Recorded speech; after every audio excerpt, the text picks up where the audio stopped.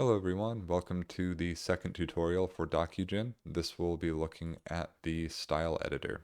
So the first thing to do is to look at what are currently there for our default styles. So we have this one, which is just there as like a default basically as you enter into this.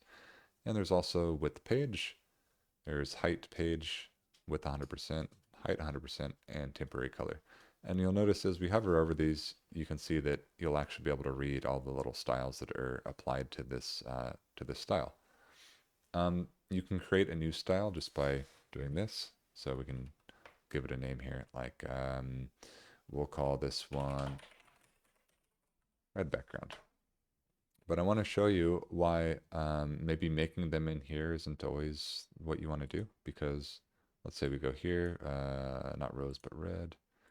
We do a background, and we might be wondering, oh, where's our red background? Well, that's because we haven't actually applied that style to anything. So what I like to do is actually create the styles directly on the thing that I want them applied to. So for instance, if we had a row and we wanted that red background on them, then we can add it here by clicking this little plus symbol since it's already made. Or if we were creating a new one, then we can click up here on create new style. And since we already made a red background, let's create blue background. We'll hit enter. We'll click on color and we'll click on blue and we'll click on background. And of course, we'll also need to immediately give this a bit of size here. So let's give it VW and let's punch up that width a little bit.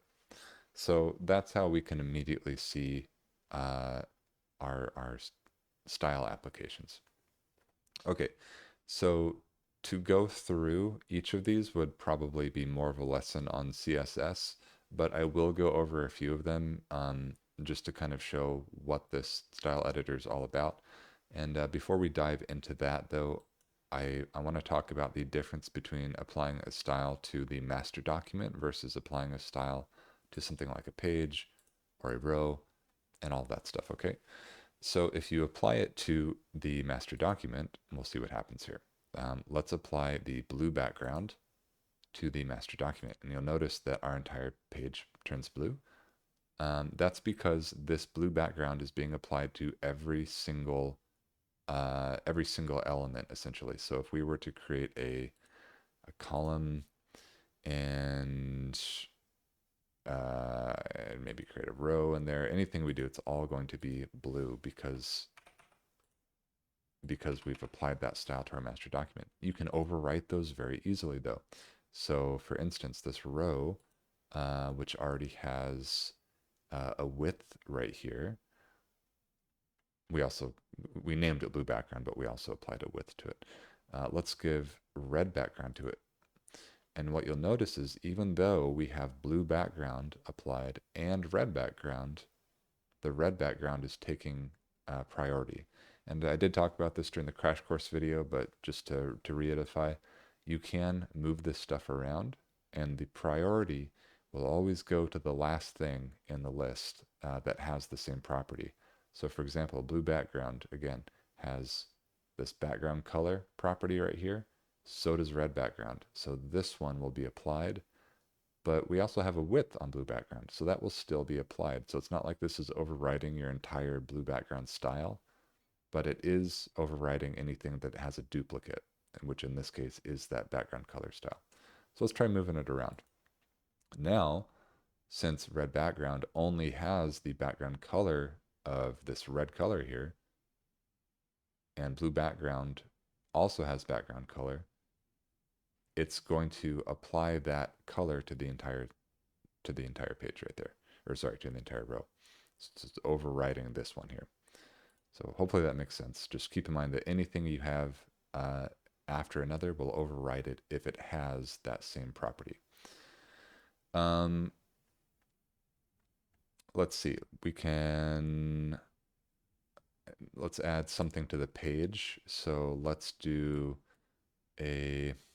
we'll just stick with colors here. Let's do a yellow background.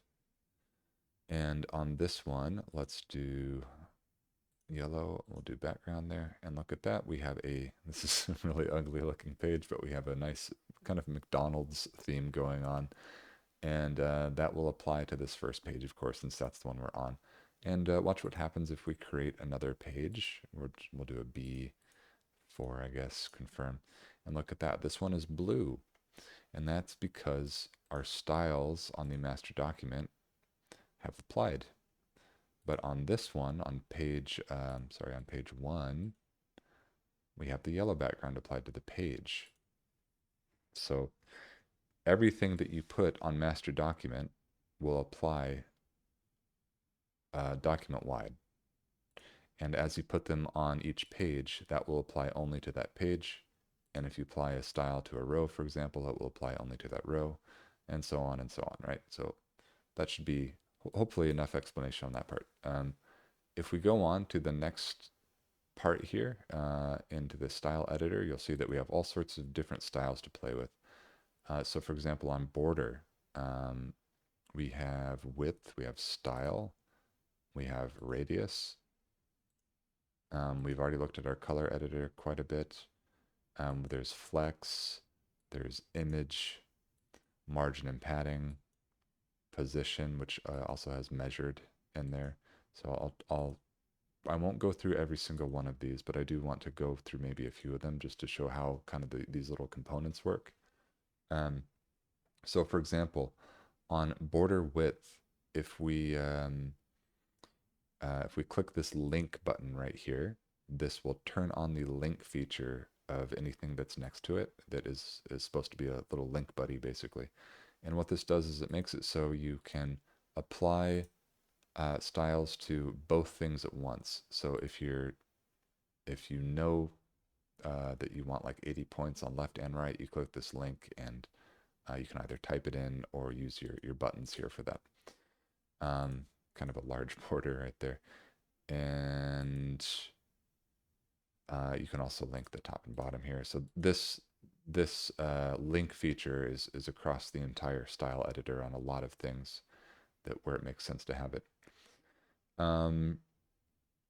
Let's look over at the color applicator for a second to show something else here.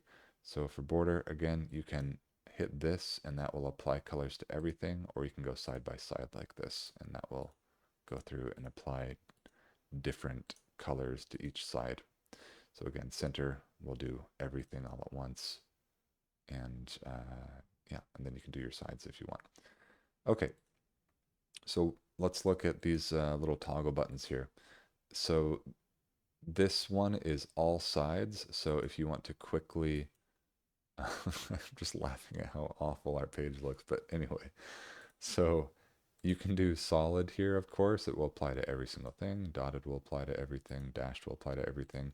Or if you want to go and do, for some reason, if you wanted to do different borders on on each part, you can. So you can have a solid right, for example.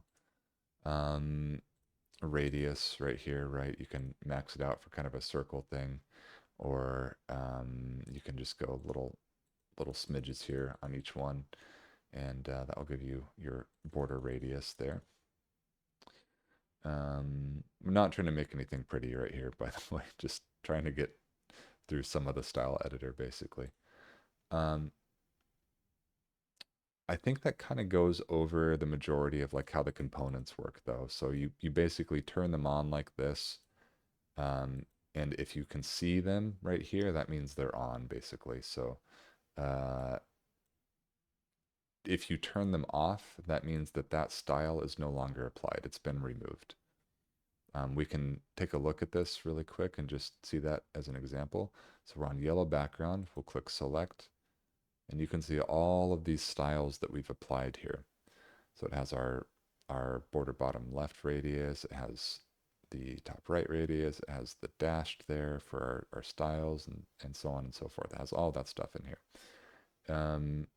And now let's remove all of our border properties, and we'll come back and look at it. So we'll just turn off the widths, I guess. Let's hit that linked. There we go. And you can see that those have been removed. So there's no longer part of that style. I think that's basically, without going into like a full CSS tutorial, that's kind of everything you would need to know about this. Because I don't think there's really any other special components I've made for this. This is basically what you see is what you get. It's either this or this. And I think that's basically it. Um, this component was basically, I wanted to do something that wasn't a slider, so you could be more precise with it, but you could also type in, or if you wanted to kind of eyeball it like this, then you can.